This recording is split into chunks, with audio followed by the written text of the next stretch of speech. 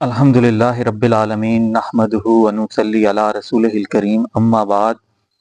فاعوذ باللہ من الشیطان الرجیم بسم اللہ الرحمن الرحیم انا انزلناہ فی لیلۃ القدر وما ادراک ما لیلۃ القدر لیلۃ القدر خیر من الف شہر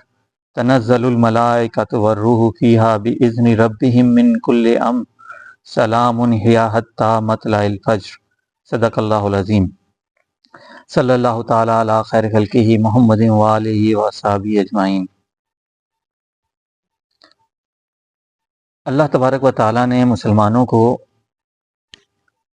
سال میں ایک شب قدر کی عظیم نعمت عطا فرمائی ہے، اور اس نعمت کے حوالے سے اللہ تبارک و تعالیٰ نے سورہ قدر کو بھی نازل فرمایا، جس سے ہمیں یہ معلوم چلتا ہے کہ قرآن مجید فرقان حمید لوح محفوظ سے رمضان المبارک میں آسمان دنیا پر اتارا، پھر بیت العزت میں رکھ دیا گیا، اور حضرت جبرائیل علیہ السلام کے وسیلے سے تھوڑا تھوڑا کر کے آیت با آیت اور سورت بسورت 23 برس پر نازل کیا گیا۔ رمضان المبارک کا ہر دن اللہ تعالیٰ کی رحمت کا خزینہ ہے۔ اس ماہ مقدس میں ہر گھڑی بخشش عطاؤں کے دریا بہائے جاتے ہیں۔ شب قدر سارے ماہ کی سردار ہے۔ یہ مقدس رات وہ افضل رات ہے جس میں اللہ تعالیٰ کی رحمت کے دریا جوش میں آ جاتا ہے۔ جو بھی بندہ مومن بخشش کا سوال کرتا ہے اس کے گناہوں کو بہا کر لے جاتا ہے۔ یہ مقدس رات ہے جس کی شان میں پوری سورہ قدر نازل کی گئی، عزت والی قدر والی رات۔ اس رات میں اللہ تعالیٰ کے فرشتے اللہ تعالیٰ کے بندوں پر کے مراتب سے آگاہ ہو جاتے ہیں۔ قدر کے معنی بزرگی۔ لیلۃ القدر کو دیگر تمام راتوں پر بزرگی حاصل ہے، اس لیے اس کا نام لیلۃ القدر رکھا ہے۔ جس رات کی شان اللہ تبارک و تعالیٰ اپنے پاک کلام میں بیان فرما رہا ہے، اسی وجہ سے عظمت بزرگی کی بہت بڑی دلیل ہے۔ لیلۃ القدر کے حوالے سے مختلف روایات ہیں کہ یہ سورت جب نازل کی گئی، اس کے پس منظر پہ احادیث میں مختلف روایات موجود ہیں۔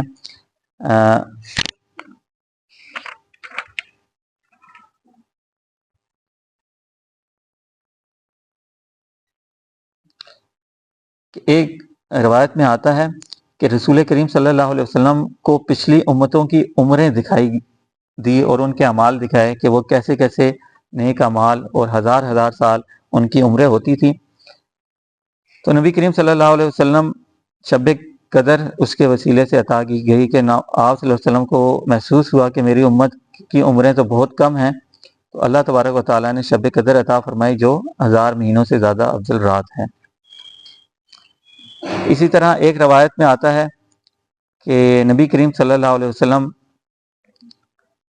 یہ خیال گزر رہا تھا کہ میری امت کے ساتھ اللہ تبارک و تعالیٰ کیا معاملہ فرمائے گا، تو اس پر اللہ تعالیٰ نے وہی آپ پر یہ نازل فرمائی اور فرمایا کہ آپ اپنی امت کا غم کب تک اٹھائیں گے، جب تک ان کو دنیا میں انبیاء کرام کے درجے نہ دکھا دوں تو اس وقت تک ان کو نہیں اٹھاؤں گا، کیونکہ اس رات میں فرشتے نازل ہوتے ہیں اور اللہ تبارک و تعالیٰ کا پیغام پہنچاتے ہیں۔ اس لیے شب قدر میں آپ کی امت پر فرشتے نازل ہوتے ہیں اور اللہ کی رحمت کا پیغام پہنچاتے ہیں، جیسے انبیاء کرام پر پہنچایا جاتا ہے۔ حدیث مبارکہ میں آتا ہے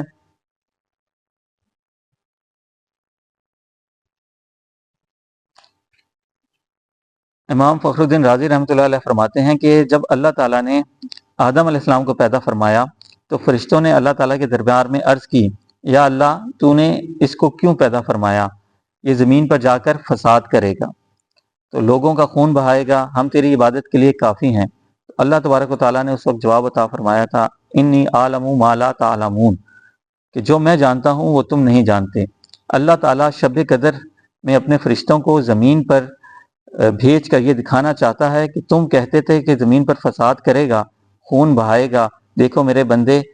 دنیا و معافیہ سے بے خبر ہو کر کس طرح میری عبادت میں مشغول ہیں، اپنے گناہوں سے استغفار کر رہے ہیں، مجھ سے میری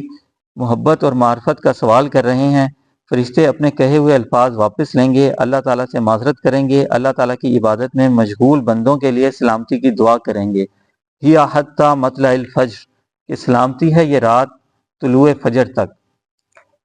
یعنی کہ یہ رات سراپا رحمت ہے، ہر طرف سلامتی ہی سلامتی ہے۔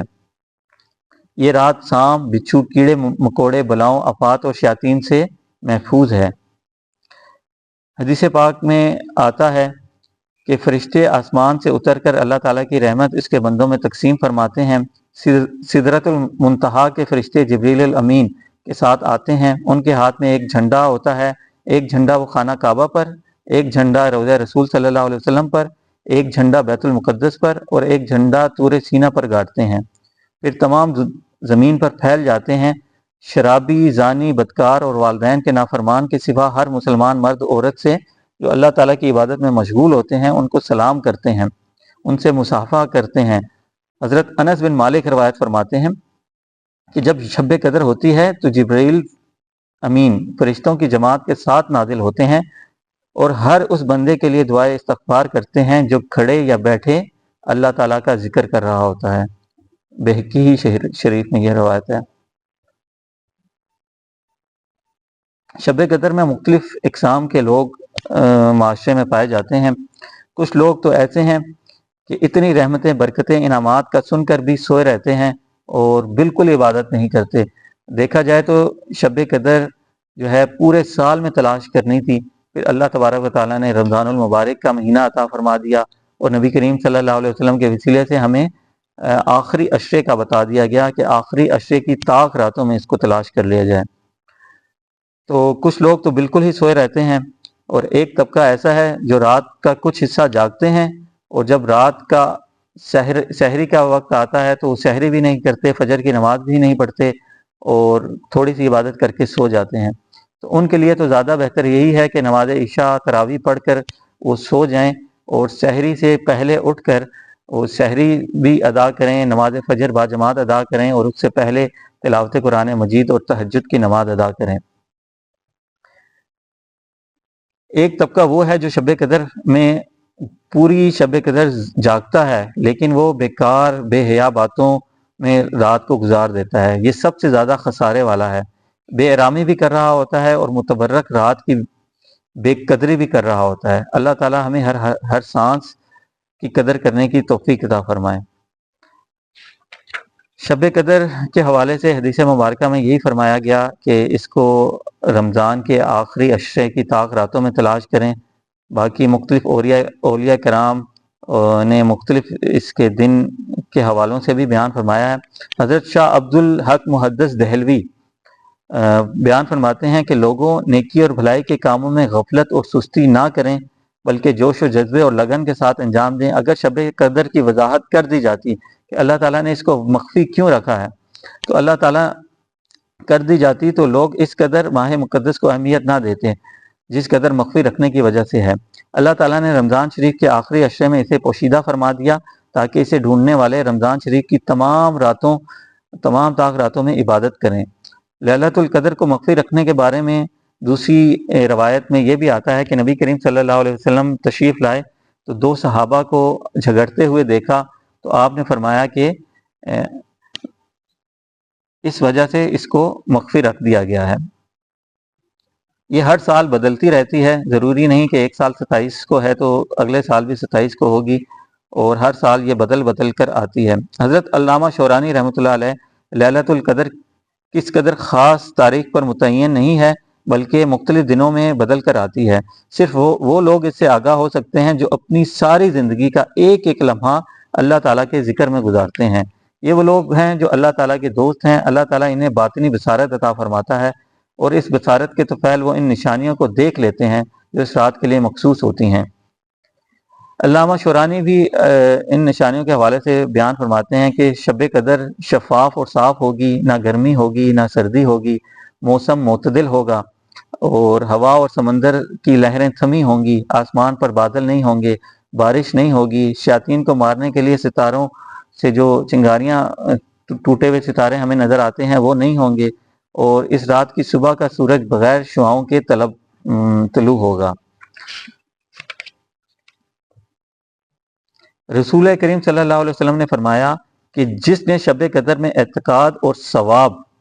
سمجھ کر عبادت کی، اللہ تعالیٰ اس کے تمام گناہوں کو معاف فرما دے گا۔ یہ شب قدر کی بہت بڑی فضیلت ہے،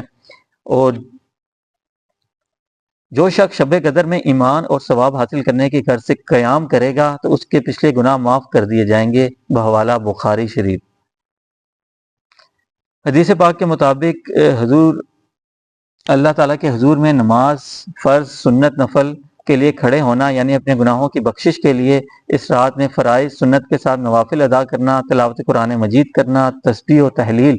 یعنی کہ لا الہ کی تسبیح پڑھیں، کلمہ شریف کی تسبیح پڑھیں، کلمہ تبجید کی تسبیح پڑھیں، گناہوں استغفار کی تسبیح پڑھی جائے، یہ سب اعمال اللہ تعالیٰ کی رضا کے لیے کرنے چاہیے۔ ان اعمال میں ریاکاری نہیں ہونی چاہیے۔ اگر بندہ اس طرح گزارے گا تو اللہ تبارک و تعالیٰ اس کے تمام گناہوں کو معاف فرما دے گا۔ شب قدر تمام راتوں سے افضل رات ہے، اور فرمایا گیا ہے کہ اس میں عبادت کرو تاکہ سب سے ڈراؤنی رات، قبر کی رات جو ہے، اس میں یہ کام آئے۔ جو اپنی قبر میں روشنی چاہتا ہو اس کے لیے لازم ہے کہ وہ شب قدر کی تاریکی میں عبادت کرے۔ کچھ نوافل کے حوالے سے انشاءاللہ العزیز چند نوافل ادا کریں، تو جو طریقہ روایات میں آیا ہے تو بڑے آسان ہیں، مختصر سے نوافل ہیں، ہمیں اس طرح ادا کرنے چاہیے کہ 4 رکعت اس طرح پڑھیں کہ سورہ فاتحہ کے بعد 1 مرتبہ سورہ تکاثر الہاکم التکاثر اور 11 مرتبہ سورہ اخلاص پڑھیں، تو اللہ تعالیٰ موت کی سختی کو آسان فرماتا ہے، عذاب قبر کو دور رکھتا ہے، اور نور کے 4 ستون عطا فرماتا ہے، اور ہر ستون پر 1000 محل ہوتے ہیں۔ ایک اور روایت میں ہے، حضرت کعب احبار رضی اللہ عنہ فرماتے ہیں کہ جو صدقے دل سے 3 مرتبہ لا الہ الا اللہ پڑھتا ہے تو اللہ تعالیٰ ایک کے بدلے اس کی مغفرت فرما دیتا ہے، دوسری کے بدلے اس کو دوزخ سے نجات عطا فرما دیتا ہے، اور تیسری کے بدلے اللہ تعالیٰ جنت عطا فرماتا ہے۔ ایسے ہی حضرت علی رضی اللہ عنہ سے روایت ہے، آپ فرماتے ہیں کہ 7 مرتبہ انا انزلناہ فی لیلۃ القدر جو شب قدر میں پڑھتا ہے، اللہ تعالیٰ اس کو ہر بلا سے عافیت میں رکھتا ہے، اور 70,000 فرشتے اس کے لیے جنت کی دعا کرتے ہیں، اور جو جمعے کے دن نماز سے پہلے 3 مرتبہ اسے پڑھ لے انا انزلناہ فی لیلۃ القدر، اس کو تمام نمازیوں کے برابر اس کی نیکیاں لکھ دی جاتی ہیں۔